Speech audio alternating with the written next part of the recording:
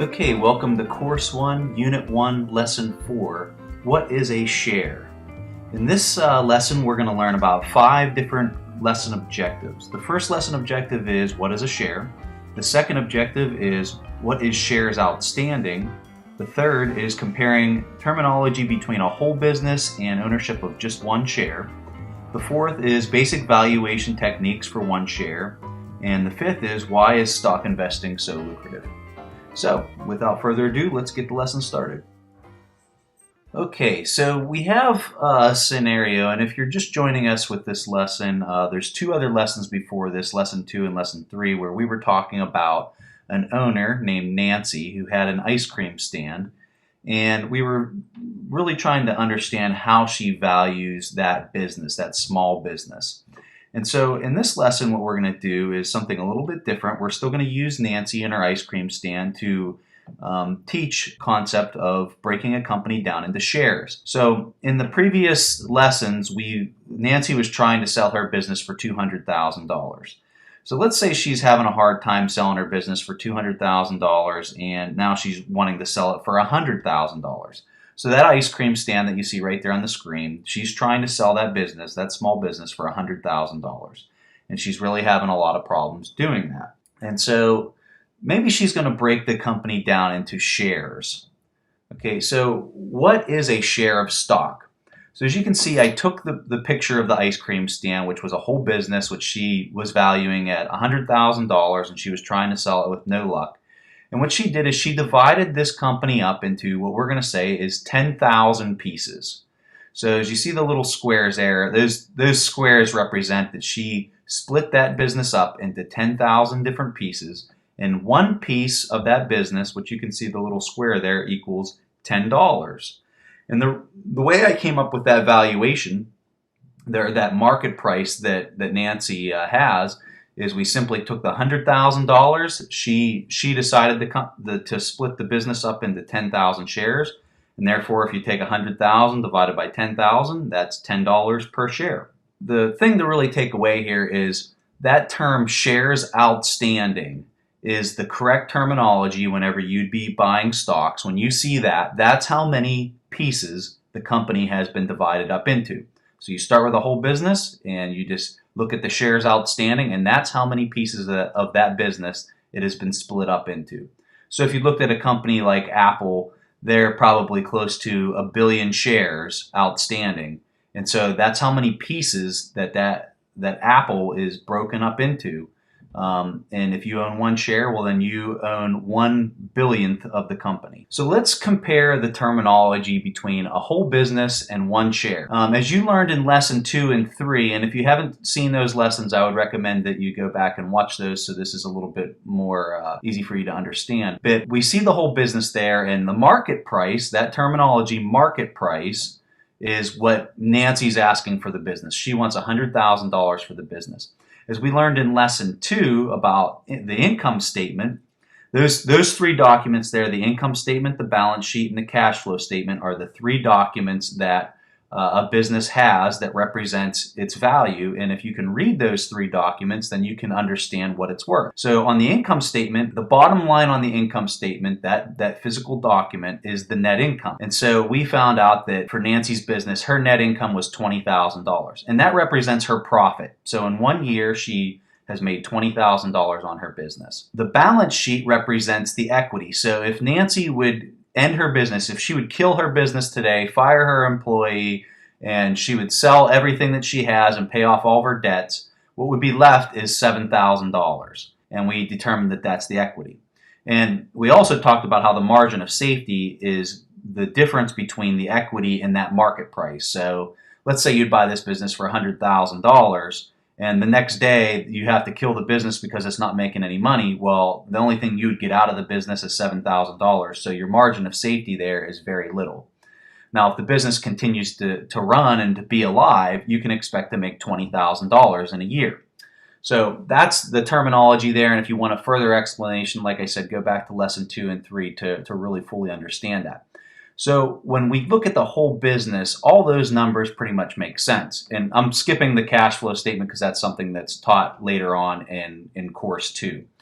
Now, as we look at the one share of the business, which we've determined has been broken down into 10,000 pieces from that whole business that you see over there, let's take a look at how that terminology changes as we look at one share. Okay, so here we are, and you can see that we have one share. The total number of shares outstanding is 10,000.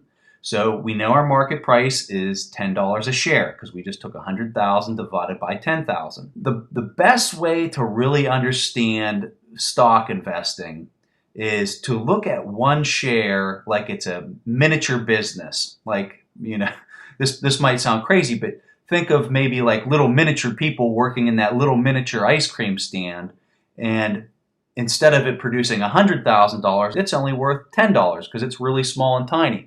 Now that might be a silly way to look at it, but for some people that really makes things start making sense for them. So let's assume that this little small business, the market price on it is $10 a share.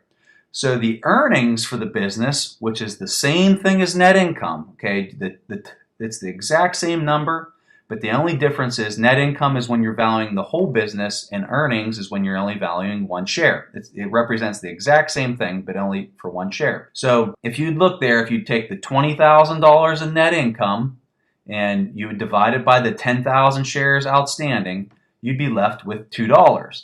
The EPS, that earnings, where you see where it says earnings and EPS, EPS stands for earnings per share. So for one share, the earnings is $2.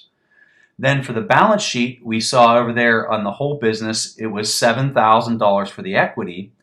And so when you go to a per share basis, that isn't called equity anymore, it's called book value. I don't know why they really changed the terminology. It's probably so you know that when a person says, well, the book value is $2, you know that they're talking per share opposed to the entire business. But what you're going to find is it doesn't matter if you're talking the whole business or you're talking one share, it's all proportional because everything's being divided, every single term is being divided by the shares outstanding, which is 10,000. So when we look at the book value for this one share, it's 70 cents. Let's go to the next slide here and see where this takes us. So when we're trying to get into the valuation of the business, we're going to value this tiny share, this one share, the same exact way that we'd value the entire business as a whole. Now, we learned different valuation techniques in Lesson 2 and Lesson 3, and so I'm going to teach something a little bit new here, price to earnings ratio. And this is everyone's favorite term, and it's often referred to as the PE of the business. So when you hear a person say PE, this is what they're talking about. And all you got to do, it's fairly simple. All you got to do is take the market price, which is the P, as you can see here, the P divided by the E, the market price divided by the EPS, which we know is the earnings per share. Okay, so for Nancy's business, if we had one share, we know that the market price is $10, and we take that $10 divided by the EPS, which is the earnings, and that's the profit, that's the bottom line profit in 1 year is $2. And you divide those numbers, and what you end up with is a ratio of 5. And there's no units on that. When you divide a dollar by a dollar, you're going to have no units. So the ratio is a 5, and that would be your PE. So what does that mean, that 5 that we came up with? So what? So your PE is a 5, but what does that mean? Why is that number important? So the best way I can describe the PE ratio is to remember this phrase. If you read this phrase, for every, then the star represents the PE ratio. You'll put that PE ratio in where the star is. Okay, so for every $5 I spend buying this stock, I should receive $1 in profit a year later.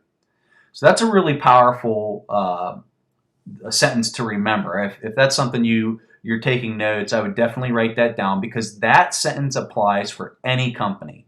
If you're talking about something on the New York Stock Exchange right now, you can apply that sentence to the PE ratio. So let's say that the PE ratio is 10 for a company. So you'd say for every $10 I spend buying this stock, I should receive $1 in profit a year later. So as you can see, the higher that the PE ratio is, the worse that sentence sounds. Because if I said for every $100 I spend buying the stock, I should receive $1 in profit a year later. That doesn't sound nearly as good as for every $5 I spend buying the stock, I should receive $1 in profit a year later. So when you start talking PE ratios, you're obviously looking for something that's lower because that's a lot better than something that's higher. And all you're doing to figure that out is you're taking the current market price of what the company's trading for and you just divide it by the EPS. Okay, so when we look at the whole business versus one share, I want to show you how it doesn't matter if you're valuing the entire business or you're just valuing one share. When we look at the whole business, we know that the net income or the profit is $20,000 for the year and that the market price is $100,000. So if you had $100,000 to buy Nancy's business and you bought it, and 1 year later you could expect to earn $20,000 on your net income. So your return, your expected return in 1 year would be 20% because 20 divided by 100 is 20%. Now let's look at the numbers for the one share. So when we're looking at that little micro business is how I want you guys to look at it. You'd see that the earnings, and all I did was I took those numbers and I divided it by 10,000 because that was the number of shares outstanding. So that will represent the value of one share. You can see that the earnings is $2 and that the market price is $10. So my expected return in 1 year is the same thing. It's 20%. So the point that I want you to take away from this slide is that regardless, a lot of people think that if they're buying one share, that's different than if they were going to buy the entire business. And that is just absolutely false. Every time you look at just one share, you need to look at it as if you were valuing the entire business, like you're going to buy the entire thing. So if we're talking about Apple, if you buy one share of Apple, you might as well be buying the entire thing because all the numbers are proportional. So that's something that you absolutely have to understand. And whenever I see people trading stock, these day traders and things like that, it's kind of frustrating because they really don't understand what's actually happening here and that they're buying a business. They're absolutely positively buying a business every time they buy one share. And that's something that is so fundamental to value investing and what this site really represents at Buffett's books. So why is stock investing so lucrative? Okay, so the best way I can explain this to people is kind of give them an example. So we were just talking about Nancy's ice cream stand. So as you look at that ice cream stand and I asked you, would you buy this business for $1 million? How would you answer that question? Most likely you're going to laugh and be like, absolutely not. That's just crazy talk. So after we establish that, let's look at something else. Okay. Would you buy this business for $2 trillion? This business represents GE, okay? And that's everything. If you could buy the entire business of General Electric, which is an enormous company all throughout the country. They're all over the world. Everyone's heard of General Electric, and they probably have a washer and dryer that's down in their basement from General Electric. But would you buy that entire business for $2 trillion? Now, for a lot of people, that's going to be a lot harder question to answer because, if it was 2 billion to 2 trillion, those numbers just really don't make sense to most people. It's like asking a 10-year-old whether they know how much $10 million is, and they'd have no clue. It doesn't even make sense to them because that's not something that they're familiar with. Okay, so my point in showing you or asking you those two questions, what I did is I used a proportion. And when I asked you if you'd be willing to pay $1 million for Nancy's ice cream stand, basically what I did is I took 10 times the current market price, which is somewhat of a believable price, and I took 10 times that to ask you $1 million. And I did the exact same thing with General Electric. Right now, the current market price for if you wanted to buy every single share of General Electric would be about $204 billion. So the 10 times that would be around $2 trillion. So the question that I initially asked you with the ice cream stand was totally ridiculous. And the question that I asked you about the General Electric was equally ridiculous because it was the same amount over the actual price. And so I bring this up to highlight the difference that most people have. Once you start getting past the $1 million or the $10 million mark, most people have no clue what the value of something is. It doesn't even make sense to them. And so it further gets complicated when you take a large business like this and then you chop it up into millions and billions of shares and you're saying, oh, well, the company's $20 a share. That means nothing to people. They just don't understand it. And so if you value one share of the business like you're going to value the whole business, you're going to find that you're going to have much more success when you get involved in the stock market. So the thing that I really want you to understand here, this is, if you look at the ice cream stand, if a person was going to buy that ice cream stand, they're going to do the numbers, they're going to do the hard math, and they're typically going to purchase something like that based off of numbers.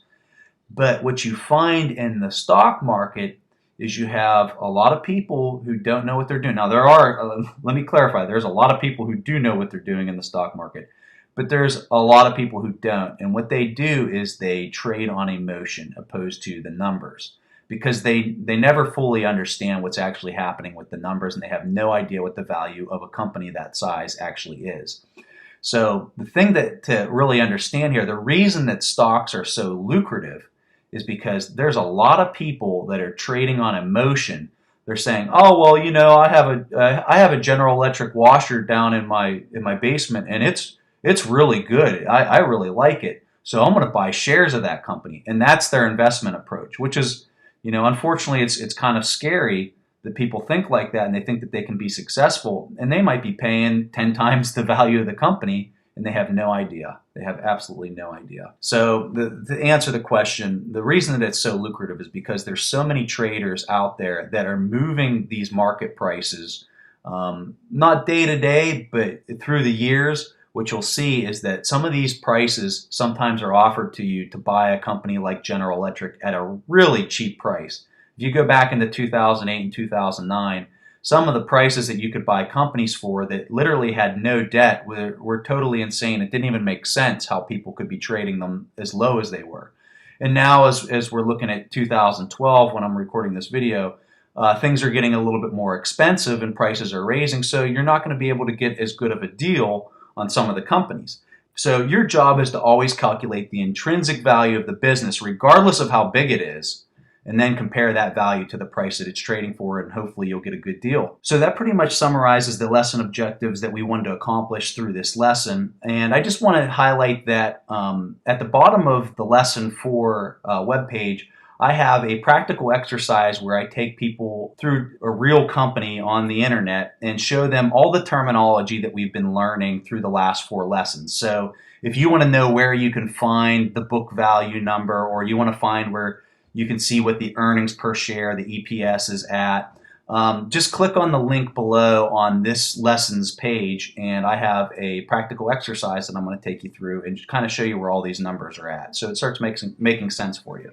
So the things that we learned in this lesson, we first figured out what is a share, then we learned what the term shares outstanding is, then we compared the terminology between a whole business and one share.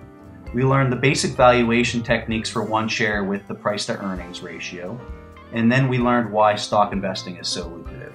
So that concludes this lesson, and be sure to check out the practical exercise if you want to see where some of the terminology is, and we'll see you in the next lesson.